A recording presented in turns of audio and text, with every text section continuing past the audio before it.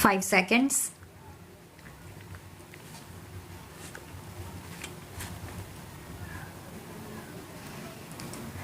We know from experience that democratic societies which guarantee individual freedom and tolerance of dissent provide an environment most conducive to create endeavor and the establishment of socially just societies. We therefore have an obligation to help other countries that aspire for the fruits of democracy. Just as developed industrial countries assist those that are less developed to accelerate development, democratic societies with established institutions must help those that want to strengthen democratic values and institutions. In this spirit, your president and I agreed yesterday on a global initiative to help build democratic capacities in all societies that seek such assistance. The capacities which have in mind are those related to the electoral, parliamentary, judicial and human rights process of emerging democracies. Respect for cultural diversity, minority rights and gender equality is an important goal of this initiative. Democracy is one part of our national endeavor, development is the other. Openness will not gain popular support if an open society is not a prosperous society. This is especially so in developing countries where a large number of people have legitimate material expectations which must be met. That is why we must transform India's economy to raise the standard of living of all our people and in the process eliminate poverty. India's aspirations in this respect are not different from those of other developing countries. But we are unique in one respect. There is no other country of 1 billion people with other tremendous cultural, linguistic and religious diversity that has tried to modernize its society and transform its economy within the framework of a functioning democracy. To attempt this at our modest levels of per capita income is a major challenge. We are determined to succeed in this effort.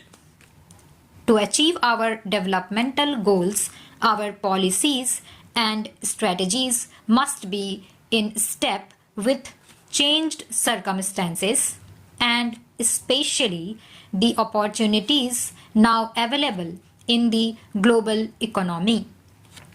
Our Prime Minister, standing at this very podium 2 decades ago, spoke of the challenge of building anew on old foundations.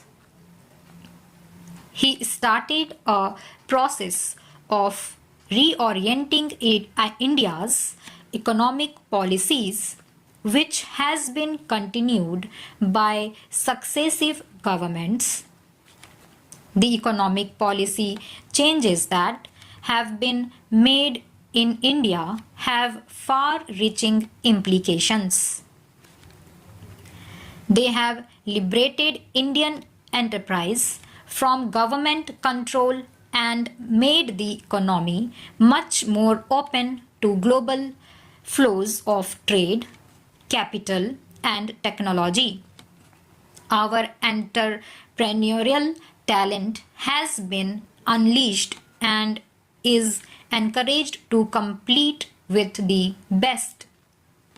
We will continue this process so that Indian talent and enterprise can realize its full potential, enabling India to participate in the global economy as an equal partner. We are often criticized for being too slow in making changes in policy, but democracy means having to build a consensus in favor of change. As elected representatives, you are all familiar with this problem. We have to clear the doubts and calm the fears that often arise when people face the impact of change. Many of the fears we have to address are exaggerated, but they must be addressed. This is necessary to ensure sustainability. India's economic reforms must be seen in this light. They may appear slow, but I assure you they are durable and irreversible. I am happy to say that our efforts at transforming India into an economy more integrated with the world have borne fruit. Our rate of growth of GDP has increased steadily and has averaged around 6.0% per year over the past 2 decades. Poverty has declined, although more slowly than we would like. We are determined to improve on this performance. We hope to raise our growth rate to 8% or so over the next 2 years, and we will ensure that this growth is inclusive so that its benefits are widely spread. For this, we must act on several fronts. We must do much more in health and education, which are crucial for human development. We must continue to open up our economy. We must impart a new impetus to agricultural development. We must expand investment in economic infrastructure, which is a crucial constraint on our growth prospects. India's growth and prosperity is in American interest. American investments in India, especially in new technology areas, will help American companies to reduce costs and become more competitive globally. Equally, India's earnings from these investments will lead to increased purchases from the United States. The information technology revolution in India is built primarily on US computer related technology and hardware. There are many other examples of such two-way benefits, with both sides gaining from the process. US firms are already leading the foreign investment drive in India. I believe 400 of the Fortune 500 are already in India. They produce for the Indian market and will hopefully also source supplies from India for their global supply chains. We welcome this involvement and look forward to further expansion in the years ahead. India needs massive foreign direct investment, especially in infrastructure. I hope American companies will participate in the opportunities we are creating.